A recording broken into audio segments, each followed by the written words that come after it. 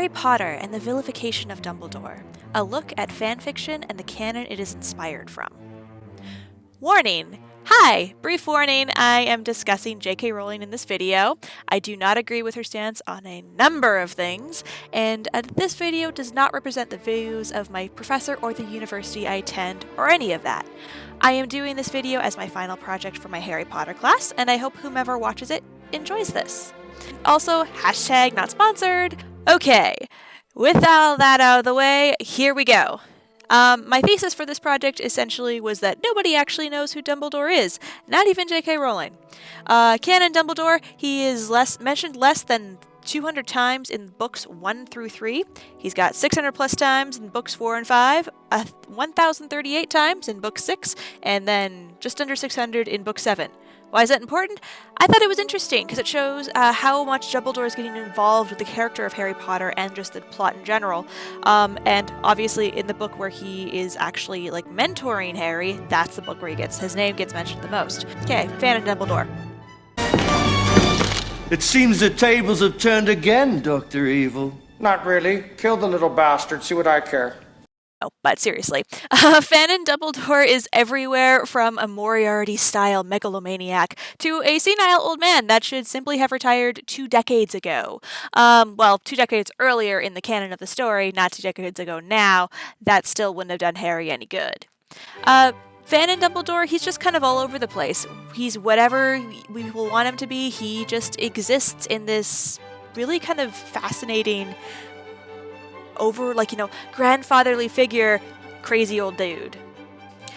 Looking at fanfics. So I looked at a bunch of fanfictions. I mean, these are ones I've read a million times already, but I managed to use them for my own special purposes. So, fanfic number 1! This is Black Book. It's actually a series, but in the very first part of the Black Book, Dumbledore is a villain, essentially, that the family patriarch, the Black family patriarch, literally declares war against. He's just like, I will not rest until Dumbledore is dead and gone, because there's all this political issues happening, and he doesn't like how Dumbledore is interfering with his family life. Fanfic number 2, The Paths Diverge, because there was no way leaving a toddler on a doorstep in the middle of a wintry night could possibly go wrong.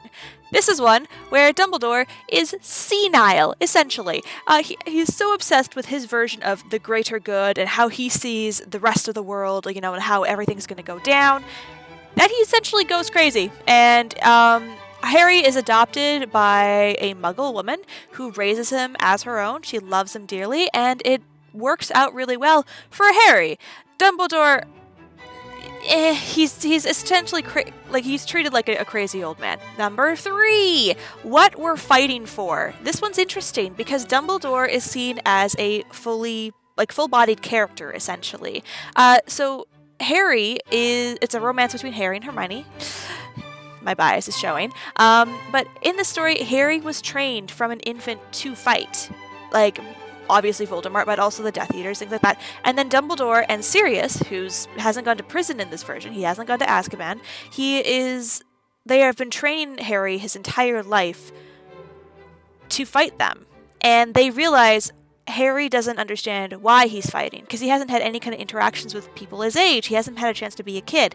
In this way, Sirius is shown not to be a perfect person in that he's gonna show Harry how to grow up as a normal kid, which is something I don't often see in fanfics. But also Dumbledore is seen as a fully rounded character in that he's giving direction and he's helping the people who trust him, but he also can fail to see cripes, we were so obsessed with keeping him alive and making sure that he was going to be able to survive everything, we forgot to give him a reason to live and do all these kinds of things. So yeah, it's especially different when you consider The Paths Diverge as opposed to what we're fighting for, senile old man, general, essentially. And then final fanfic, Calculation. Harry takes Dumbledore's place. Dumbledore just gets fired and he has to leave Hogwarts, and I think there's a throw-off mention of what happens to him, but essentially Harry is now the Hogwarts headmaster.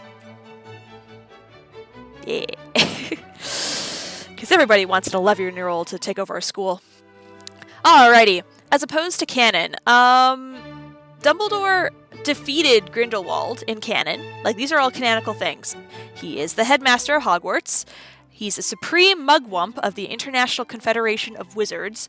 And he is the leader of the quote-unquote the Light, and he is the leader of the, shall we say, Rebellion Squad, Order of the Phoenix. So that's essentially what they are, is they're a rebellion league fighting the good fight, fighting the forces of evil, though they're essentially just fighting against Voldemort and the Death Eaters. Yeah, that's all they really do. They don't actually seem to have any other political intentions. Anyway, so that's kind of like the basis of what I've been like looking into and doing stuff.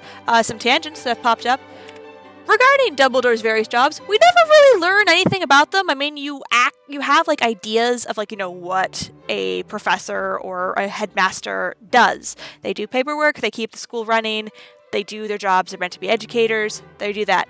But we don't learn anything about like his political side of jobs. I mean, what does a supreme mugwump do? In the books, he's seen to be like running courts and like working in the justice system, and that's a huge job. I mean, when you think about judges and like federal judges, and when you look at all the levels of criminal justice, where does Dumbledore stand in this? He's like how does the system work? Is J.K. afraid of establishing the world this way? Is like, why do we have no idea what any of the civil institutions or the political order of the wizarding world? It's like, we know that these people have power, but why do they have power? What is the actual political system here? In the books, Dumbledore is well-meaning, but he messes up a lot of stuff in his well-meaningness. Again, opening the door for fanfiction writers to swoop in and make it whatever they want it to be. Conclusions! Dumbledore is the perfect character for Harry Potter fanfiction writing community. He's flawed but redeemable, and logic can be forced upon him. He can be the clown, he can be the crackpot, but he can also be the serious political figure that, is trying just to save the world. He can be the general, he can be the politician, he can be the teacher, he can be the father, he can be anything. Which is great for fanfiction writers, because pretty much with Dumbledore, you can almost never be accused of writing him out of character, because we don't even see him enough for him to be doing that. Going all the way back to the beginning, the vilification of Dumbledore. It's a really fun trope to vilify Dumbledore. That seems to be his role in the Harry Potter community. I think that's fair. I don't agree with most of his canonical decisions in the stories, and I have a great time reading about them. But it is interesting to see how the fanfiction community at large has just generally decided, we don't like this white old man with power. We're going to change things. And then they do.